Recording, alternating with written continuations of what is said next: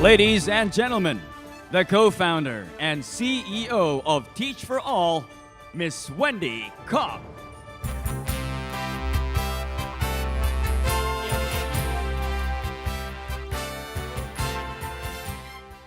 Good afternoon. Well, I know you all have been talking about innovation all day, so I'm very excited to be on your agenda since there is nothing in greater need of innovation than education, and I'm excited to share what the real key to success is.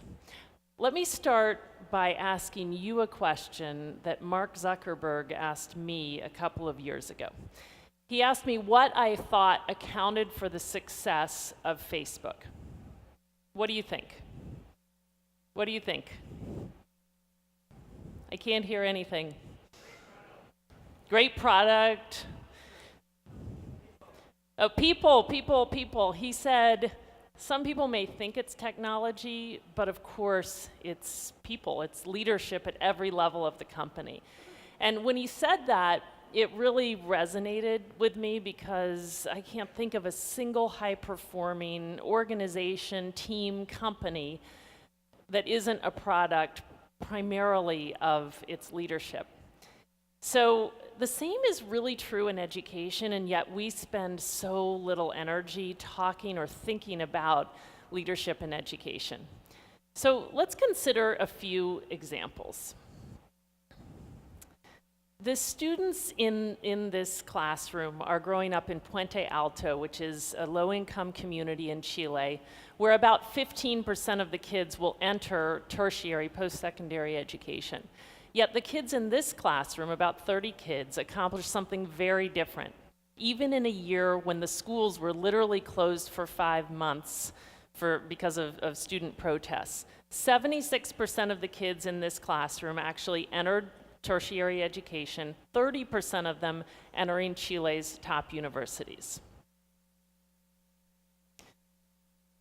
Last week I was in California, where this school is working with one of the highest poverty student populations in the state. 80% of the kids are living below the poverty line. Typically in the United States, about 20% of students will take and pass an advanced placement course to get college credit. In this school, 76% of the kids do. 96% of the kids in this school are taking a college entrance exam called the ACT and are scoring above the national average. These students in Australia are engaged in a curriculum called Maths Pathways, which diagnoses their individual learning needs and then creates a personalized curriculum. Since Maths Pathways was created 3 years ago, it's reached 25,000 kids, tripling their learning rate. These kids are learning 3 times as much taking this curriculum than kids using standard curriculum in Australia. And finally, the school system in this city, my nation's capital of Washington, D.C., is now the fastest improving urban school system in the history of my country. About 15 years ago, the average 9-year-old in Washington, D.C. was 3 or 4 years behind the average 9-year-old in our country. Today, if you met the average 9-year-old, they're at least a full year ahead of where 9-year-olds were 4 years ago. Now, in each of those examples, each of them is really a function of extraordinary leadership. Tomas, the teacher in the Chilean classroom, is one of the most incredible leaders I've ever met. He walked into a situation that most people would have given up on. He was only with his kids for about 4 months of the year, and yet he set a vision that other people thought was crazy. He said, my kids are going to enter university, and many of them going to get into the top universities in this country. He inspired others like great leaders do. He got his kids on an absolute mission. He got them working harder than they'd ever worked before. And then he went to whatever lengths it took, even when it meant finding a place in a chapel to pull the kids together every day that school was closed, to make sure that that happened. The California school got the results it did because of its school principal, who was on an absolute mission to get his kids to and through college and had the leadership skills necessary to build and mobilize a team to make it happen. Maths Pathways is getting the results that it is because of two teachers, Richard Wilson and Justin Mathis, who brought backgrounds in particle physics and engineering into the classroom and could not get over the inefficiency of today's one-size-fits-all approach and determined to do something about it by developing a different curriculum. And Washington, D.C.'s progress is a function of a constellation of leaders who are working at every level of the school system, at every level of policy, and from outside the system as well, to create a different day for kids. It's really this insight that leadership is at the core of the solution that motivates all of us across the Teach for All network. I started Teach for America now about 26 years ago, and over the last several years, social entrepreneurs from countries all over the world have launched similar initiatives. So today, the Teach for All network is a network of 38 independent organizations and growing that are calling upon their country's most promising future leaders to channel their energy towards ensuring opportunity for all children.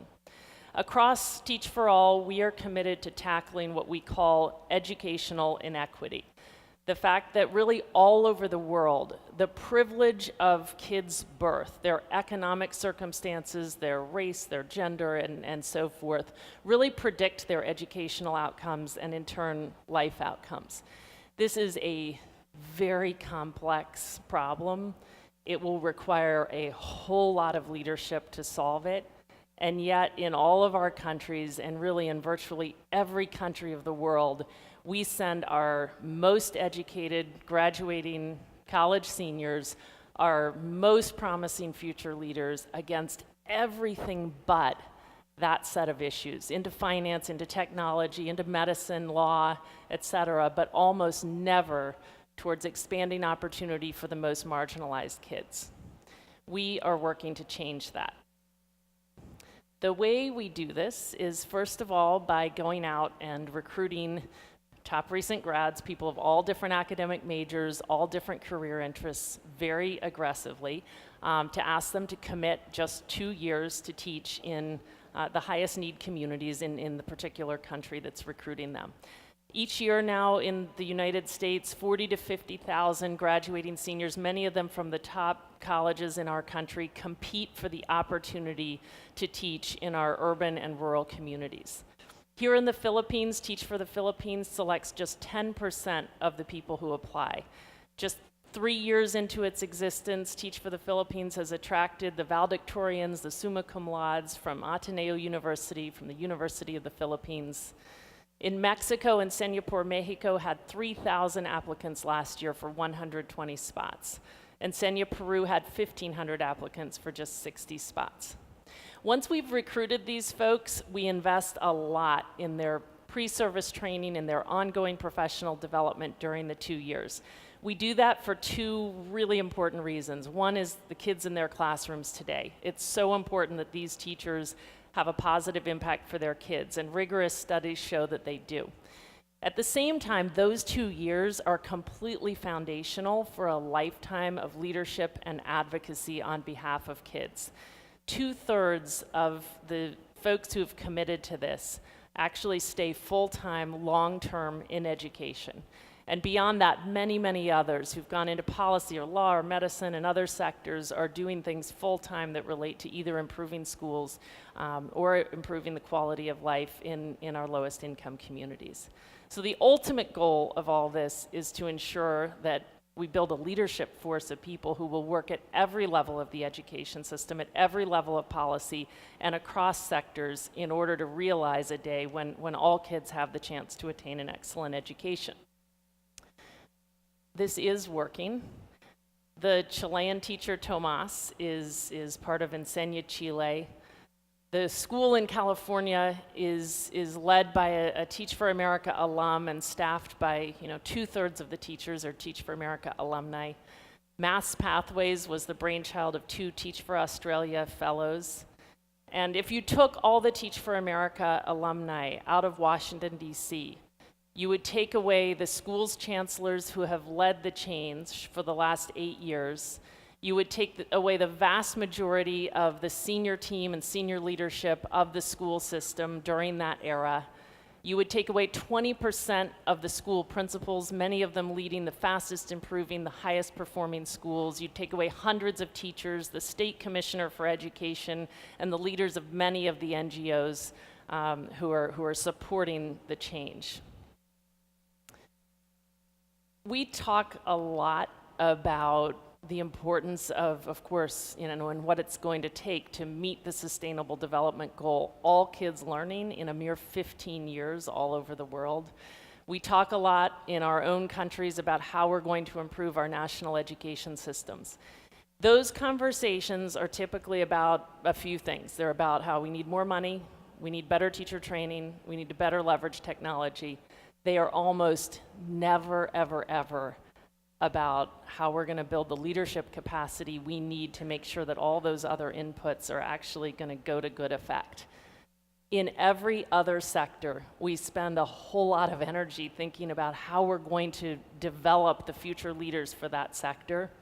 We have to do the same in education. I've come to actually believe that we could realize this vision. We could do it in our lifetime.